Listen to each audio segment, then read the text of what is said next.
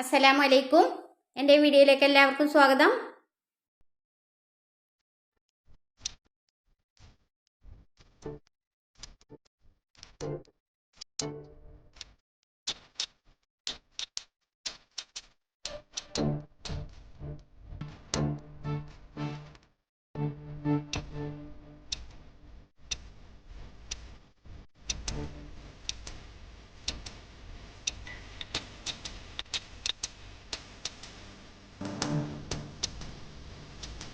ഞാൻ ഇന്ന് വന്നിട്ടുള്ളൊരു കൂട്ടുകറിൻ്റെ റെസിപ്പിയുമായിട്ടാണ്. വഴുതന കൊണ്ടാണ് ഞാൻ ഉണ്ടാക്കിയിട്ടുള്ളത്. വഴുതന, പിന്നെ അതേപോലെ ക്യാരറ്റ്, ബീട്രൂട്ട് എല്ലാം കൂടി കൂട്ടി ചേർത്തിയിട്ടൊരു കൂട്ടുകറി ഉണ്ടാക്കിയിട്ടുണ്ട് ഞാൻ.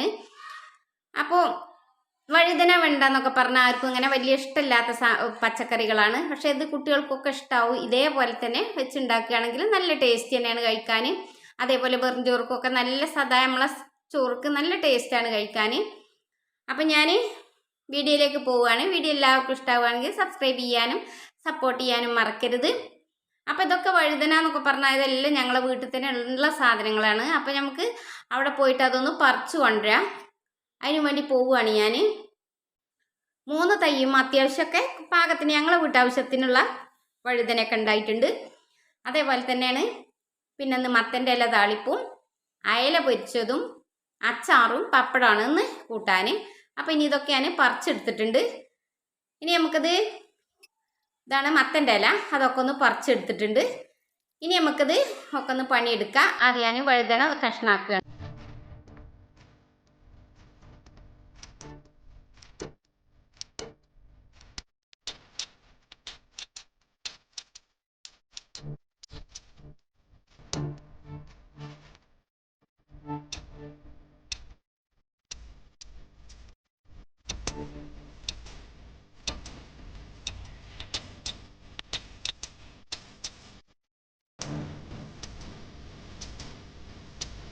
പിന്നെ അപ്പോൾ വഴുതനയൊക്കെ ഞാൻ അരമണിക്കൂർ വെള്ളത്തിലിട്ട് ഒരു മൺചട്ടി അടുപ്പത്ത് വെച്ചിട്ടുണ്ട്. എണ്ണ ചൂടായിട്ട് ഒരു 1.5 ടീസ്പൂൺ കടുക് ഇട്ട് കൊടുത്തു. പിന്നെ ഒരു 1/4 ടീസ്പൂൺ ചെറിയ ജീരകമാണ് ഞാൻ ഇതിലേക്ക് ഇട്ട് കൊടുക്കുന്നത്. ഒരു 1/4 ടീസ്പൂൺ ചെറിയ ജീരകം ഇട്ട് കൊടുത്തു. പിന്നെ കറിവേപ്പില, 2 വറ്റൽമുളക് നല്ലോണം ഒന്ന് ഇളക്കി കൊടുക്കുക. ഇഞ്ചി പച്ചമുളക് ചതച്ച് ഇട്ട് കൊടുത്തു. വെള്ളുള്ളി ഇട്ട് കൊടുത്തു. പിന്നെ സവാള ഉണ്ട്.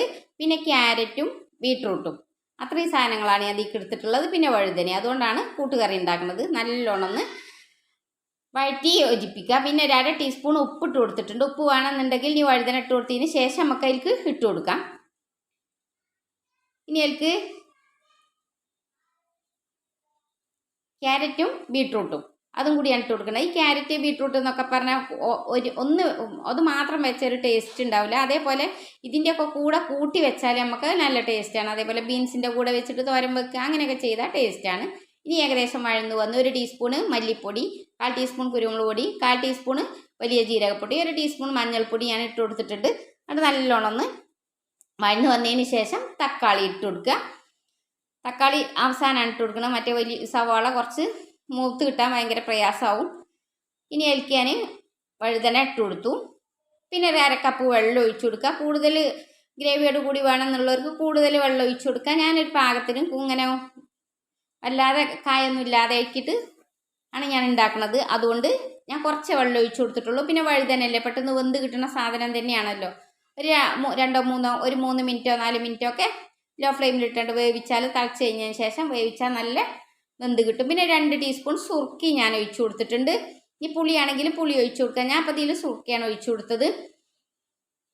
പിന്നെ ഒന്ന് നല്ലോണം അടച്ച് വെച്ചിട്ട് ഒരു 4 മിനിറ്റ് ഒന്ന് ഒരു മീഡിയം ഫ്ലെയിമിലൊക്കെ ഇട്ടിട്ട് വേവിച്ചാൽ മതിയാവും. ഏകദേശമൊക്കെ വെള്ളം കുറേശ്ശെ ഉണ്ട്. അതൊന്നും കൂടി എനിക്ക് വറ്റിച്ചെടുക്കണം. ഞാൻ കുറുകിയിട്ടാണ് ഉണ്ടാക്കുന്നത്. ചാറ് എനിക്ക് വേണ്ട. ഞാൻ കറിയൊക്കെ വേറെ ഉണ്ടാക്കുന്നുണ്ട്. അപ്പോൾ അതുകൊണ്ട് ഇതിൻ്റെ കറി വേണ്ട. കറിയായിട്ട് വേണമെന്നുള്ളവർക്ക് അങ്ങനെ ചെയ്യാം. അപ്പോൾ ഏകദേശമൊക്കെ കുറുകി വന്നിട്ടുണ്ട്. ഇനി ഇതിലേക്ക് വേണ്ടത് ടൊമാറ്റോ സോസ് ഒരു 2 ടീസ്പൂൺ ഒഴിച്ചു കൊടുക്കുക. ഒരിത്തിരി വെളിച്ചെണ്ണ ഒഴിച്ചു കൊടുത്തിട്ട് അവിടെ അടച്ച് വെച്ചാൽ നല്ല ഷാറായി കിട്ടും. 2 ടീസ്പൂൺ ഞാൻ ടൊമാറ്റോ സോസ് ഒഴിച്ചു കൊടുത്തു. ഇനി 2 ടീസ്പൂണ് വെളിച്ചെണ്ണ അവിടെ ഒഴിച്ചു കൊടുക്കുക. അതിൻ്റെ ഒരു പ്രത്യേക ടേസ്റ്റ് വരാനാ വെളിച്ചെണ്ണ. കറിവേപ്പില ഉണ്ടെങ്കിൽ ഇത്തിരി കറിവേപ്പില ഇട്ട് കൊടുത്താൽ മതി. എൻ്റെ അടുത്ത് ഇപ്പോൾ കറിവേപ്പില ഇല്ല, അതുകൊണ്ടാണ്. ഇപ്പോൾ 2 ടീസ്പൂൺ വെളിച്ചെണ്ണ ഒഴിച്ചു കൊടുത്തിട്ട് ഞാൻ അവിടെ അടച്ചു വെച്ചു. ഇപ്പം നല്ലൊരു കൂട്ടുകറി റെഡി ആയിട്ടുണ്ട്. വഴുതന നല്ല ടേസ്റ്റാണ് കഴിക്കാൻ ചോറുക്കൊക്കെ. ഇനി ഞാൻ മത്തൻ്റെ ഇല താളിച്ചതും അതേപോലെ തന്നെ അയില പൊരിക്കണം, പപ്പടം പൊരിക്കണം, അതൊക്കെ ഉണ്ടാക്കുകയാണ്. ഇനി അതൊക്കെ ഉണ്ടാക്കി നോക്കാം.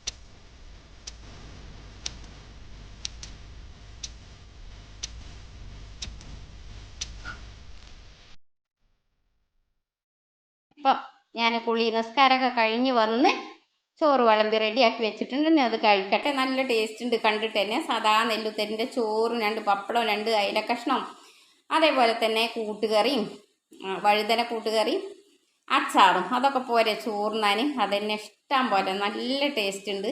ഈ വഴുതനയൊക്കെ കുട്ടികളും ഇഷ്ടപ്പെടും. സാധാരണ കുട്ടികൾക്കൊന്നും ഇഷ്ടമില്ലാത്ത സാധനമാണ്. അപ്പോൾ ഇനി ഞാനിത് കഴിക്കട്ടെ. ഇനി വീഡിയോ ഇവിടെ അവസാനിപ്പിക്കുകയാണ്. വീഡിയോ എല്ലാവർക്കും ഇഷ്ടമാവുകയാണെങ്കിൽ സബ്സ്ക്രൈബ് ചെയ്യാനും സപ്പോർട്ട് ചെയ്യാനും മറക്കരുത്. മറ്റൊരു വീഡിയോ ആയിട്ട് വീണ്ടും കാണാം ഇൻഷാ അല്ലാഹ്.